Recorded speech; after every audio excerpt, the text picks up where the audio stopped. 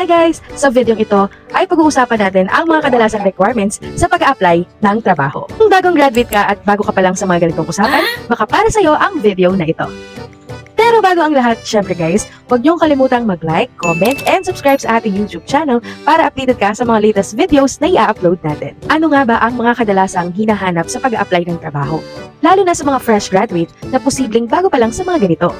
Number 1 dito syempre, dapat ay meron kang resume.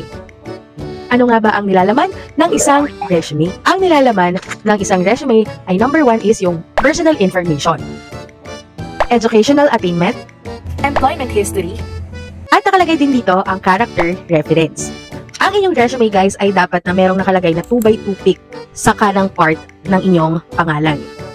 Ang personal information ay may kalakip na name, address, email address, contact number, birthday, birthplace, at kung ano pang tungkol sa inyong personal information.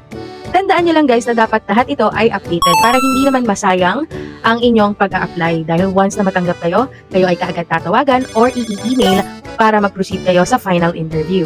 Sa employment history naman guys, dito nakalagay yung inyong first job up to present bago kayo mag-apply sa bagong trabaho muli. Napaka-importante nito guys dahil isa ito sa paraan upang makita kung ano yung mga related na pwedeng ibigay sa iyong trabaho or kung anong mga jobs ang nasubukan mo na at meron ka ng experience. Lalo na yung mga basta lang nag-a-apply guys na walang designated na job na ina-applyan. Ako kasi na nag-i-interview, tinitingnan ko talaga yung employment history kasi kung saan mo siya pwedeng ilagay. It's either sales, admin staff, or kung ano pa man. Tsaka tinitignan din dito guys kung ilang job ang napasukan ninyo at kung ilang taon ang tinagal nyo sa bawat trabahong napasukan ninyo. Tip ko sa inyo guys dahil kadalasan, dyan din kumukuha ng idea yung mga ibang employer sa taon kung nagtatagal ba kayo sa work or hindi. Kasi kadalasan, kung may kita nila na 3 months lang kayo, usually dati sa amin para sa akin, nung nag-i-interview ako, after ko noon, pag nakikita ko yung year or date, kung kailan lang siya tumatagal, negative na kagad yun sa amin. Kasi ang tatatak doon is parang hindi siya okay doon sa trabaho na yun o may problema sa tao dahil hindi siya nagtagal. At syempre, isa rin sa tinitignan dito guys, yung educational attainment. Kasi dito sa educational attainment, nade-designate or nalalaman ng employer kung saan ka pwedeng position din ilagay kung pang office ka ba or pang production. Minsan dito din sila nagbe-base. Disclaimer lang guys ha, na itong sinasabi ko with regards sa resume and educational attainment ay na-experience ko lang na kapag may kita ng employer kapag hindi ka graduate or graduate ka, kung saan ka pwede, kung pwede ka ba sa office or pwede ka ba sa production, kung saan ka pwede either sa dalawa. Sa character reference guys, ay nandoon dapat yung mga pwede o possible na tawagan ng ina-applyan yung bagong trabaho. Kasi napaka-importante niyan dahil kung magkakaroon ng background checking ay pwede naming tawagan ang character reference nyo at itatanong namin kung kamusta ba kayo sa trabaho, okay ba kayo, at paano yung attitude nyo with regards to your work. Yan yung mga kadalasang tinatanong namin. Sa character reference, it's either supervisor or dati yung HR ang ilagay niyo doon.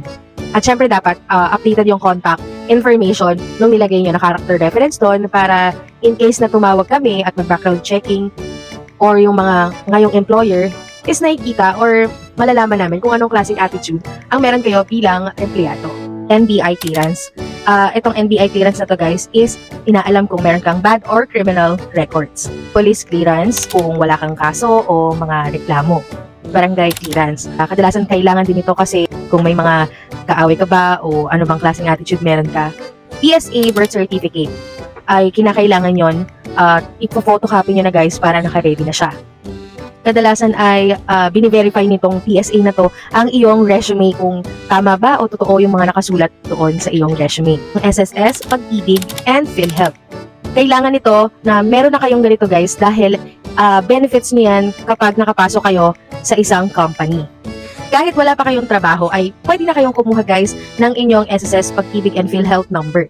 Required ang mga employer na maghulog ng mga benefits sa kanilang employer guys. Kaya kinakailangan, or tip ko sa inyo before pa kayong maghanap ng work is kinakailangan meron na kayong mga SSS, Pag-ibig, and PhilHealth na pwede yung gamitin kung kayo ay maglo-loan sooner or later. TIN number. Guys, tandaan nyo na kapag 25,000 ang salary above is kinakailangan nyo kumuha ng TIN ID or TIN number. Diploma, nakatibayan na ikaw ay nagtapos. transcript of record. Ito ay isa sa katibayan guys na nakapagtapos ka na ng kolehiyo, accomplishment or award certificate. Kadalasan may mga company na nanghihingi ng ganun guys, lalo na kung nilalagay mo sa resume mo yung mga na-achieve mo, is yun yung isa sa mga nagpapatunay na or nagsusupport sa iyong nilagay sa resume. COE or Certificate of Employment. Guys, ang laman ng COE na ito ay patunay na ikaw ay naging empleyado nila.